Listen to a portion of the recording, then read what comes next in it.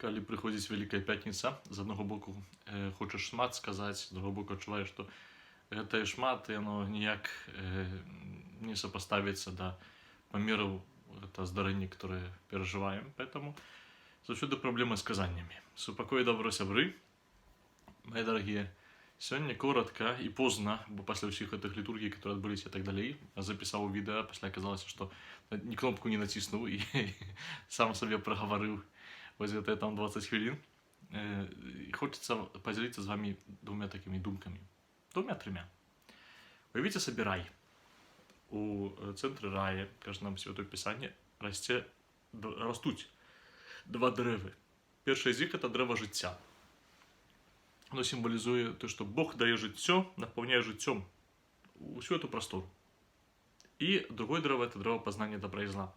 И Бог менавіта з древа познания добра и зла не хоча кормить Адама и Еву з той причины, что познание для габрэя – это здзяйсненне.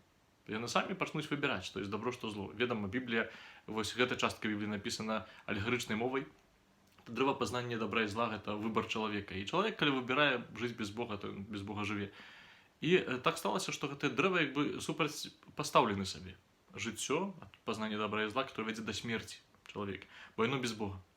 Калі чытаем трошки далей у Бібліі, у кнізе Зыходу, пра спатканне Майсея з Богом, яно адбываецца таксама ў такіх раслінных вельмі умовах. Бачым вось эту купіну, которая гарыць, не згарае, куст, который гарыць, не згарае. З яго Бог прамаўляе да Майсея, кажа: «Здымі абутак з нагі сваёй, бо это зямля, на которой стаіш, святая». То бок, як бы мы зноў вярнуліся ў часе да часоў рая, што гэта месца святое, Богом напоўненае, і гэты куст, который гарыць, не згарае, гэта сімвол, это дрэва жыцця райскага. А ведаем, што пасля, калі Маісей ідзе да Бога на гары Сінай, яго брат і яго народ робяць сабе ідала, за которым ідуць, і гэта дрэва райскае забываюць. Бо самі сабе вырашаюць, якім павінен быць іх Бог, як павінен іх Бог выглядаць. Яны ў шчырай веры абсалютна што-то Яхве зробіць сабе вось гэтага цельца залатога, і Майсей пасля гэтага цельца сатрэе, раскідае па вадзе, заставіць іх піць. Да чаго я вяду? Да таго, што сёння нам літургія паказвае такое дрэва, которое сапраўды з'яўляецца дрэвам жыцця. Бо, як кажуць тэксты літургіі, тэксты гімнаў старажытных, што на гэтым дрэве вырасла сапраўды нашае збаўленне. На гэтым дрэве вырас плод, который салодкі і нясе нам жыццё. І мы гэты плод сёння прынялі, хтосьці духоўна, хтосьці, спадзяюся, у маленькай колькасці фізічна, таму што, ведама, такія часы зараз абставіны. І сапраўды вось Христос з'яўляецца гэтым дрэвам, гэтым плодом збаўлення. Крыж гэта гэтае дрэва. Ведаеце, не шмат людзей гэтае дрэва прымае. Некаторыя кажуць, што яно нам не пасуе да ландшафта, хочуць это ўсё прыгоженька зрабіць, і гэта дрэва выкарчоўваюць. І такія людзі знайшліся таксама сёння ў Евангеліі. Яны кажуць: Езус нам не пасуе, давайте яго прымем, давайте яго знішчым, давайте што-небудзь з ім зробім. І яны гэта дрэва карчуюць. Вельмі брутальны спосаб. Але адбываецца вельмі цікавая рэч. Дзе склалі Езуса? Толькі сёння на літургіі у мяне за 32 гады дайшла гэтая думка, што Езуса склалі насамрэч у садзе. Грабніца Юзефа з Арматеі, вось эта пячора знаходзілася ў садзе. То бок Езуса як зерне, як галінку закапваюць у зямлю. Езус сам сказаў, што зерне мусіць быць закапанае, каб прарасці пасля зноў дрэва.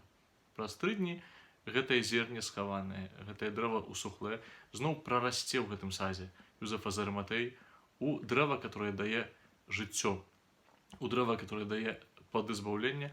А вось гэтыя плады, гэта дрэва, гэта жыццё, ёсць плён з мёртвых паўстання. Уявіце сабе, што мы в этом садзе можам гэта дрэва мець. А што адбываецца, калі это дрэва вырастае? Рай вакол нас. Што Христос прыносіць сапраўды рай тут на зямлю. Христос дае магчымасць нам ужо тут на зямлі адчуць это райскі смак.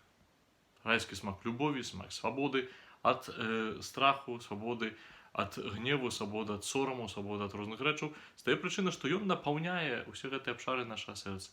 Не ведаю чаму, сёння думаў таксама пра вось гэты прыпавесць Езуса пра жанчыну, которая згубіла драхму, і гэту драхму па ўсім доме шукала. Я часамі знаходжу манеткі розныя, усе там раскіданыя, если не выпала, закацілася, там 2 рублі, там рубель. І думаю, што сапраўды Езус, ён весь гэты шлях свой крыжовы, ён робіць адну рэч. Ён ідзе і шукае гэтыя свае драхмы. Я думаю, што гэта кабета, яна зрабіла баль пасля для сваіх сябровак, пазвала іх і выдала правдападобна больш, чым эту драхму на той, каб іх пачаставаць разам быць, каб весяліцца з того, што яна знайшла. Уяві сабе, што ты сапраўды як драхма мог закаціцца, магла закаціцца ў розныя месцы, цёмныя, брудныя, вельмі часта страшныя, вельмі часта, можа, нават да пекла можаш дакаціцца. Вось ідзіце там ляжаць. Можаш ляжаць абсалютна самотны, нікому не патрэбны, і здаецца, што наміналу у табе няма, і за цябе нічога не купіш, і ты не маеш вартасць. Христос ідзе, каб цябе сёння знайсці. Ты яго драхма. І ён знойдзе цябе, пойдзе за табой, калі трэба ў пекла, пойдзе за табой. Ён ўжо раз рабіў, і не будзе цурацца яшчэ раз зрабіць. Знойдзе цябе, і будзе цешыцца ў небе з айцом, з анёламі, тому што ты знайшоўся.